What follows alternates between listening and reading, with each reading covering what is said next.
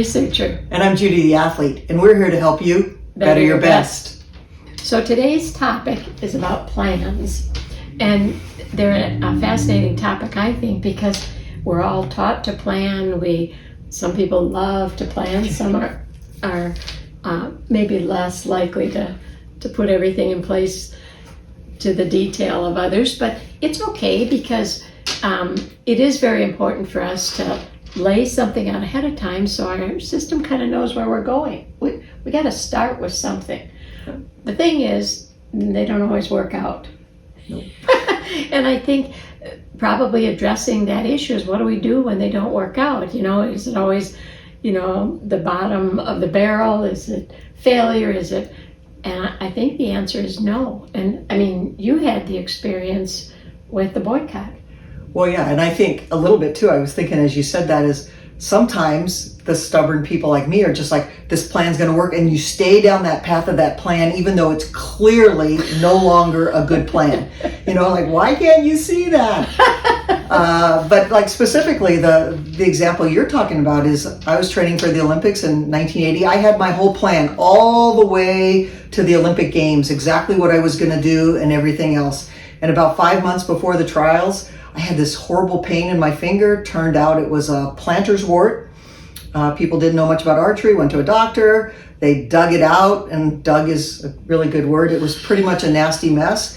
And I was looking at, I can't even shoot. Oh. I can't shoot at all. And I was devastated. I was like, well, wait a minute. My plan did not have this in place. And so pretty much had to take a couple of weeks just to sort of let it heal a little bit.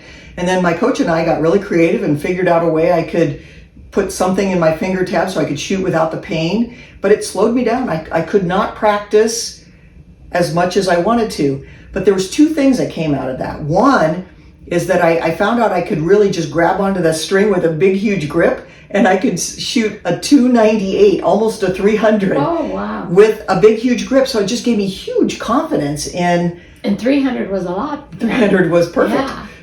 Oh, 300 was perfect at the time. Yeah. It was an indoor round. Yeah. But the other thing that I realized later was I needed a break. I was just going so intensely towards that Olympic trials that being forced to sit back and take a break, do more mental work, do something else, ended up being really, really valuable for making that team. Injury takes care of that a lot for us, or something. Our physical body comes in and does that. And yeah, I think that's exactly right. And I mean, that's a life experience thing, but I see it like daily on the golf course, where people plan this beautiful shot that goes right up there, supposedly finishing right at the pin, let's say.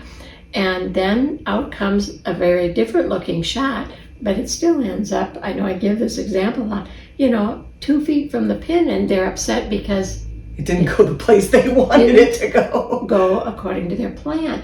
But I always think, well, there's your team in there. They've got a better way to get it in there, and they're going to do it. And it happens on a very easy, specific level of day-to-day, which way are you going to take to work today, And it just tells me the plan might not have been quite right. I obviously didn't plan time off.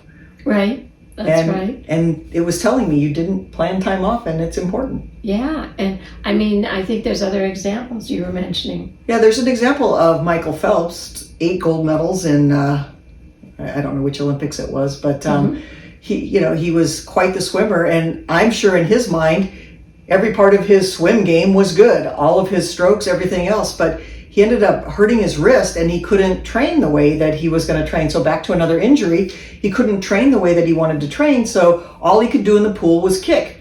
So he did kick drill after kick drill after kick drill, especially for his butterfly. Oh, yeah. And then finally was able to add his wrist back. Well, at the Olympics that year, he won the butterfly by 1/100th of a second. And if you watch that final, it came down to the kick. Yeah. So he never would have thought working on his kick would have been important. Right.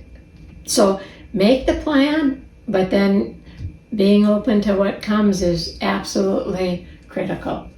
And you'll perform your best, better your best. Better your best.